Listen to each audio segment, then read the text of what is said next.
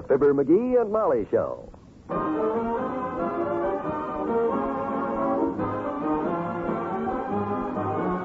NBC and Carter's Little Liver Pills present Fibber McGee and Molly transcribed. The show is written by Phil Leslie and Ralph Goodman and directed by Max Hutton.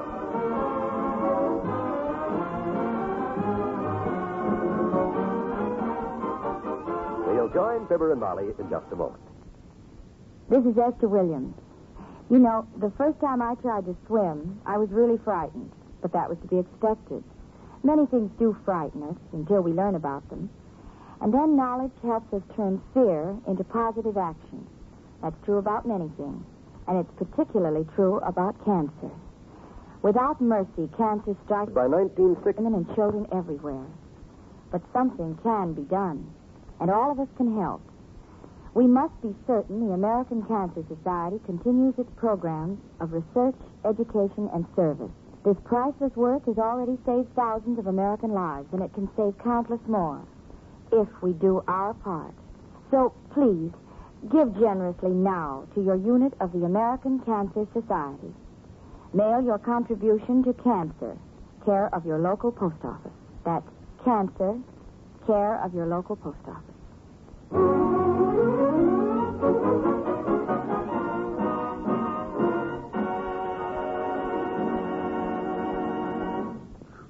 No, I'm innocent. You can't hang me. I'm innocent, do you hear? McGee, wake up. Get your hand off me, Copper. You can't hang me for something I didn't do. Molly, don't let him get me. I won't. Wake up, McGee, wake up. What's the matter, kiddo? You were having a nightmare, yelling at the top of your lungs. Me? I was? Yes, I'm innocent, you said. Take your hands off of me, Copper. Oh, yeah. That was the same nightmare I had last night. They got me again for taking that button from police headquarters. That clue in the robbery. They hauled me off to the electric chair and started to strap me in, but it wouldn't work. The spark coil was broken. Good. Then, stupid me, guess what I did? What? I offered to fix it for him. My goodness. You don't have nightmares often, but when you do, they're dillies. And that wasn't all. Just as I got my toolbox out, Doc Gamble came in. You can't electrocute this man, Warden, he says. Good for him. Yeah, he says, I've examined this prisoner. He's AC and the chair is DC. That's when they decided to hang me. After a joke like that, they should have hung Dr. Gamble. It's kind of funny now that you think of it, but it sure wasn't funny while I was dreaming it. No. I guess I'll get up. Can't go back to sleep anyhow. What time is it? Well, let me see. 6:30? I'll get dressed and go downstairs. Well, I'll get up then and... No. You go back to sleep. I'm just going to go out for a walk. I'll buy a newspaper and see if there's anything new on the robbery. You go back to sleep. I've caused you enough trouble. Oh, don't feel that way. This thing wasn't your fault. Well, if I hadn't walked in my sleep the night of the robbery, this whole mess wouldn't have happened. If I got another shirt, I'd rather not wear this one with the stripes. Look in the top bureau drawer. If you just go tell the chief of police how it happened. Chief? Old Ramrod Malone? Yeah. Him. That automatic crime detector's got a heart like a BB. The only thing he understands is a guilty plea. I don't know how that wife of his stands him. Where's my brown sweater? You know, my sweater? You just put it on. Oh. Well, I'll take a walk downtown. You go back to sleep. Say, do you still have that other button? The one from the police station? Yeah, it's in the desk drawer downstairs. Why? Nothing. I just wondered. I should mail it back to him, I guess, but I don't know what to do. Oh, don't worry about it. I'll figure out something. I'll be home in an hour or so, as soon as I think things out a little. Think. Be careful, dearie. Poor lad. Men can get into the darndest messes, and if it weren't for us women to get them out of it, and that's exactly what I'm going to do. I'll just take that button over, tell the whole truth about it, silly as it sounds, and, well, at least it can't do any harm.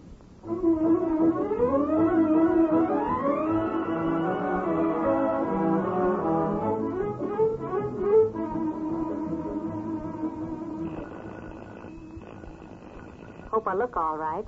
I dressed in such a hurry. But this early in the morning, nobody looks very good, so.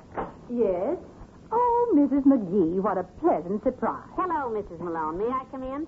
I'd like to talk to you about something. Why, yes, do. Oh, dear, the house is a mess, and I haven't had time to do anything to my hair. Ramrod just left. My husband just left for work a few minutes ago, and... Well, this is a terrible hour to come calling. It's awfully important, or I wouldn't have bothered you so early. Let me have your hat and coat. Come on out to the kitchen. Let's have a cup of tea. Whatever it is, I'm sure it can wait till we have a cup of tea.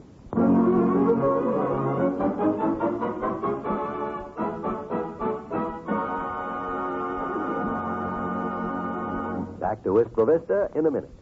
Here's a dramatized scene in your doctor's office. You're in perfect health, but there's no need for you to take laxatives 3 and 4 times a week. No need, Doctor? None. 5 New York doctors now have proved you can break the laxative habit and regain that wonderful feeling that goes with natural regularity. 83% of the cases tested did it. So can you. I'd love to, Doctor. But how? Stop taking whatever you take now. Instead, every night for 1 week, take 2 Carter's Little Liver Pills. Second week, 1 each night. Third week, 1 every other night. Then, nothing. Every day, drink plenty of liquids. Put yourself on schedule. But how can Carter's help break the laxative habit, Doctor? Because Carter's Little Liver Pills not only relieve irregularity, they also improve the flow of liver bile that is needed for natural regularity. When worry, overeating, overwork make you irregular temporarily, take Carter's temporarily and don't get the laxative habit. Get Carter's Little Liver Pills, only 43 cents. Break your laxative habit. Restore your natural powers of regularity.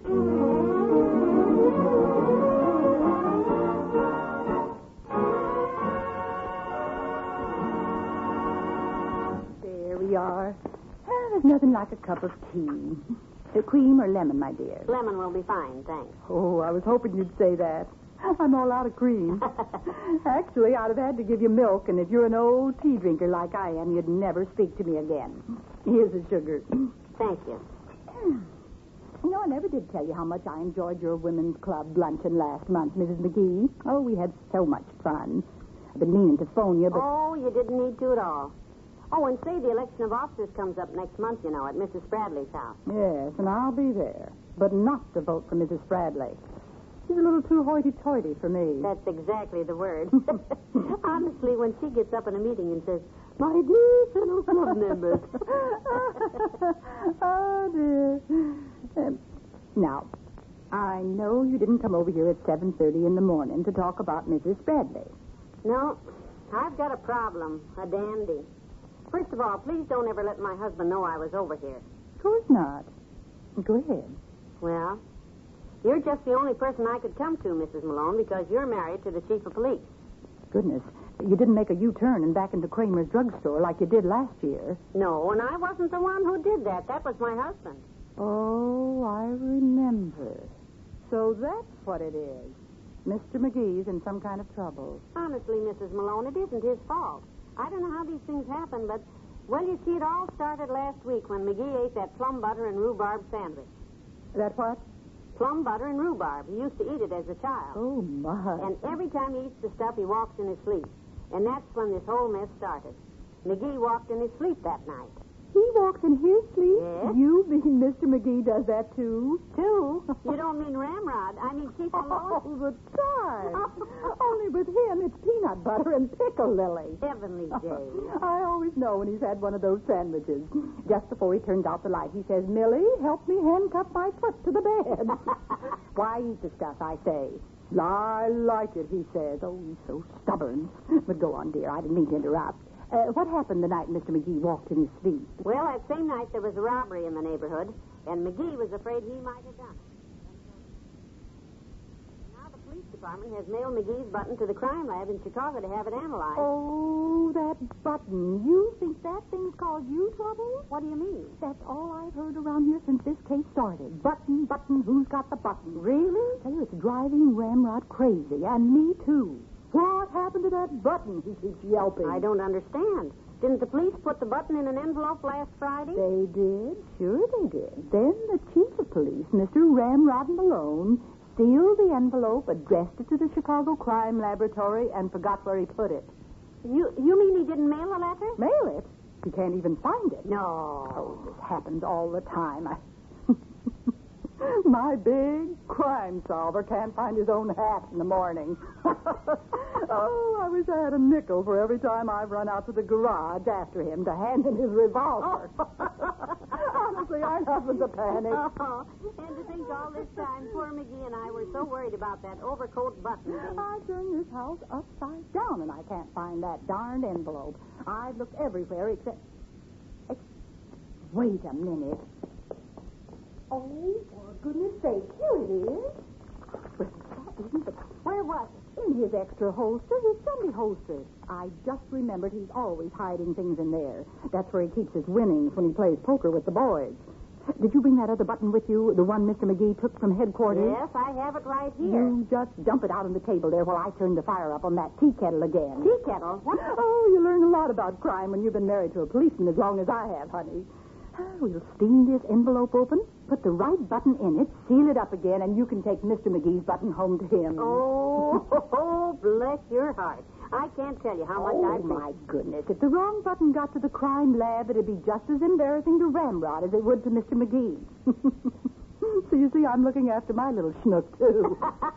Aren't you clever? Oh, I'm so happy to Get a pair of rubber gloves out of that drawer. Oh, we'll do a job on this like a couple of pros.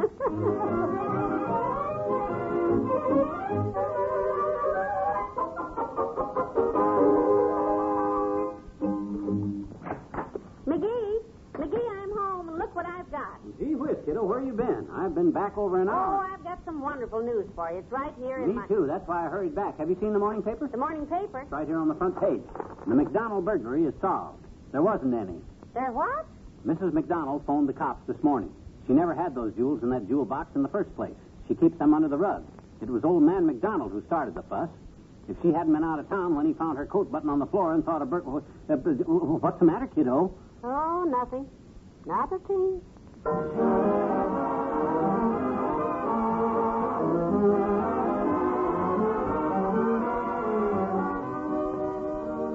Fibber and Molly will be right back.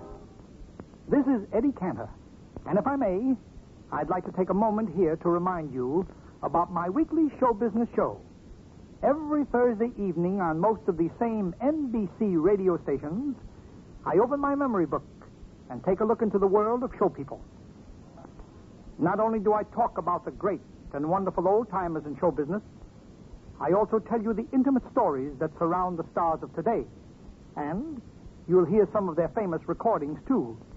Recordings from the early 1900s and recordings from this very year. For old and new alike, combined to make show business your business. And so I like to tell you about their lives, and I do, during my weekly show business show. Won't you listen every week on the NBC Radio Network? This is Eddie Cantor reminding you and hoping you'll be in the audience.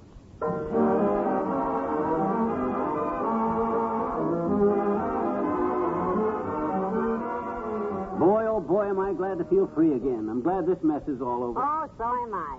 Mrs. Malone was just wonderful about it. And guess what? Yeah? The chief of police is a sleepwalker, too. No kidding. She says it happens every time he eats his favorite sandwich. Peanut butter and piccalilli. Peanut butter and piccalilli. Mm-hmm. Hey, that might be a pretty good combination. Have we got any... No. Oh, okay. Good night. Good night, all.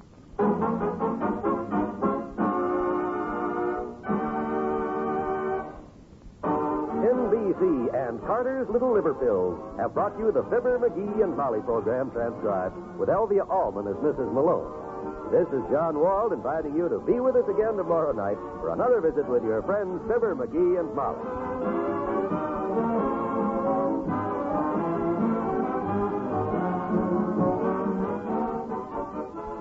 Hear Jim Fleming with the heart of the news tonight on the NBC Radio Network.